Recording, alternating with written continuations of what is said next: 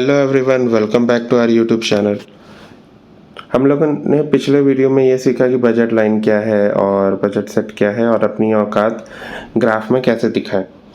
अब हम लोग जानेंगे अपने औकात के हिसाब से अपने को चॉइस कैसे करनी है, क्या एक ऑप्टिमल बेस्ट चॉइस होगी एक कंज्यूमर की। तो वीडियो स्टार्ट करते हैं। तो सेटअप करने का कुछ ऐसा है। ये सेटअप क्या है? तो सेटअप एक ऐसी चीज़ है जहाँ पे हम लोग कहानी को आपको सेटअप करेंगे और इस टॉपिक के बारे में थोड़ा सा गंभीर चीज़ें बताएंगे। तो गंभीर चीज़ें ऐसी हैं कि जो कंज्यूमर है वो हम लोग को, जैसे हम लोगों ने पिछले वीडियो में पढ़ा कि जो कंज्यूमर है वो अपने बजट लाइन के हिसाब से सामान खरीदेगा और हम लोग ये मान के चल रहे हैं कि कंज्यूमर की इनकम बढ़ नहीं रही है, घट नहीं रही है, जैसी है वैसे ही है, फिक्स्ड है। फिर उसके साथ क्या हो रहा है? फिर उसके साथ ये भी हो रहा है कि कंज्यूमर जो प्रेफरेंसेस है वो अपने टेस्ट के हिसाब से लेगा। ठीक है, उसकी मर्ज़ी होगी कि अगर उसको ज़्यादा लेना है कम लेना है, उसका टेस्ट एंड प्रेफरेंस होगा। फिर जब ये दोनों को हम इंटीग्रेट करेंगे तो हमें लगता है कि जो बेस्ट आउटपुट होगा कि एक कस्टमर कौन से चॉइस को लेगा या कौन सी चीज़, कौन सी डिसीजन मेक करेगा, तो वो इन दोनों के आप कह सकते हो मिलने से हमें पता चलेगा। तो मिलने पे जो हम लोग को पढ़ना है, जो चीज़ हमें ध्यान देनी है वो है equality of marginal rate of substitution and ratio of prices. तो आखिर ये क्या आफत है बेला? तो ये ऐसी आफत है जो कि बहुत ही ईजी है समझने को और बहुत ही अच्छा लगेगा समझ के, क्योंकि हम लोगों ने पिछले वीडियो में, पिछले नहीं पुरानी वीडियोस में हम लोगों ने सीखा कि मार्जिनल रेट ऑफ सब्स्टिट्यूशन नाम की कुछ एक चीज़ होती है और वो क्या चीज़ होती है। फिर आती है the ratio of prices. The ratio of prices ये होता है, ये बताता है कि आपके जो प्रोडक्ट के प्राइसेस हैं उनको ये रिफ्लेक्ट करता है। अब इसको हम कैसे पढ़ते हैं वो हम जानेंगे ग्राफ में। ये सारी जो ज्ञान की बातें हैं ये आप अगर बहुत इच्छा हो तो पॉज करके पढ़ सकते हो, वैसे हम इसे ग्राफ में एकदम 2 मिनट में समझाते हैं। तो जैसे पुरानी वीडियोस में हम लोगों ने जाना कि ये इंडिफरेंस कर्व है और ये क्या है, बजट लाइन या बजट सेट। तो लेट्स से कस्टमर की औकात ही इतनी है, वो इन दोनों में से कोई एक डिसीजन ले सकता है और ये जो इंडिफरेंस कर्व है ये उसका प्रेफरेंसेस है, उसकी इच्छाएं हैं और उसकी सेटिस्फैक्शन को दर्शाती हैं। सेटिस्फैक्शन औकात को जहाँ पे टच करेगी वहाँ पे होगा ऑप्टिमम पैसे पे ऑप्टिमम चॉइस। आप कह सकते हो उसी पैसे में मैक्सिमम सेटिस्फैक्शन। वो कैसे जी, ये भी हम सीखते हैं।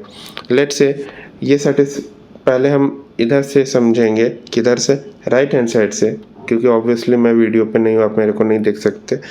तो हाँ, इधर से नहीं बोल के राइट हैंड साइड से।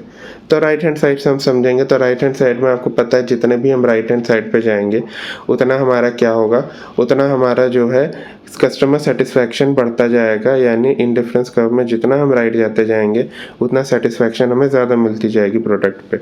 बट ज़्यादा राइट जाने का एक ये दिक्कत है, यानी ज़्यादा राइट जाएंगे यानी ज़्यादा कंज्यूम करेंगे, यानी वो कॉम्बिनेशन जो हमारे औकात के बाहर हो सकती है।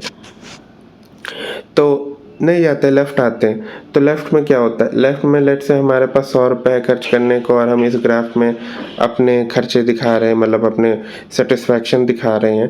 तो अगर हम इस पॉइंट पे देखें तो इस पॉइंट पे वो चीज़ आएगी जहाँ पे हमारा खर्चा और सेटिस्फैक्शन सेम हो सकता है। बट क्या इंडिफरेंस कर्व में ऐसा होता है? नहीं। इंडिफरेंस कर्व में ये जो पूरा कर्व है ये वो कॉम्बिनेशन दिखाता है जहाँ कस्टमर को सेम सेटिस्फैक्शन मिल रहा है। यानी यहाँ पे अगर सेम सेटिस्फैक्शन मिल रहा है तो कंज्यूमर इतने पैसे बचा ले रहा है। तो यार इतने पैसे बचा के करेगा क्या? उसको तो पूरे पैसे खर्च करने हैं।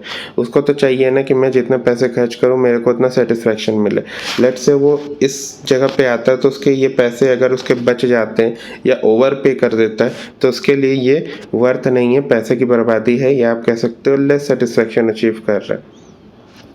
इसको ऐसे समझते हैं कि अब आप बाज़ार में गए, आपने सोचा कि नहीं मेरे पास अगर मैं 4 केले और 1 आम खाऊंगा तो मेरे को प्रॉपर सेटिस्फैक्शन मिलेगा, और आपके पास 100 रुपये हैं बट 4 केले और 1 आम 80 रुपये में ही आ जाते हैं और आप लेके चले जाते हो। बट जो रेशियो है 4 केले और 1 आम का, उसमें अगर आप 1 से 2 आम बढ़ा लो या 2 केले ज़्यादा कर लो तो हो सकता है आपको उतनी सेटिस्फैक्शन ना मिले। तो यानी क्या हुआ, ₹20 आप बचा के तो आ गए, बट आप टोटल यानी जो एकदम मैक्सिमम अमाउंट ऑफ सेटिस्फैक्शन था वो अचीव नहीं कर पाए।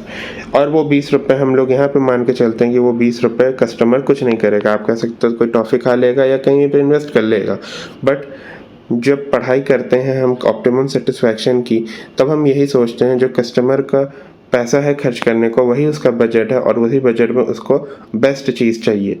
इसको अगर दूसरे तरह मैं घुमा दूँ तो आपको ज़्यादा अच्छा समझ में आएगा। लेट्स से आपका 15,000 का बजट है और आपको उसी में एक फ़ोन खरीदना है। अब आपको 15,000 में फ़ोन खरीदना है, अगर आप 14,000 में खरीदोगे आपको कम फीचर मिलेगा तो आप सोचोगे कि यार ₹1,000 दे के मैं ज़्यादा फीचर वाली चीज़ खरीद सकता था। और अगर आप 16,000 वाली चीज़ खरीदने जाओगे तो क्योंकि वो हमारे औकात के बाहर है तो हम उसे नहीं खरीद पाएंगे। तो जो चीज़ हमारे औकात के बाहर है यानी ये वाली चीज़ है, वो चीज़ तो हम वैसे नहीं खरीद सकते।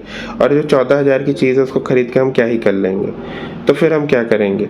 हाँ, तो अब हम क्या करेंगे, हम ये करेंगे कि 15,000 पे जो हमारी सेटिस्फैक्शन पे टच होके जो एकदम साएँ से निकल जा रही है आप कह सकते हो चीज़, वो हम चूज़ करेंगे। यानी 15,000 पे जो कॉम्बिनेशन ऑफ प्रोडक्ट है, जो चीज़ें हैं या जो कह सकते हो इंडिफरेंस कर्व है, कॉम्बिनेशन ऑफ सेटिस्फैक्शन जिसको भी कह सकते हैं, वो जहाँ हमारे औकात को टच करेगी, हम लोग वही बेस्ट चॉइस बनाएँगे और वही चीज़ हम लोग खरीदेंगे।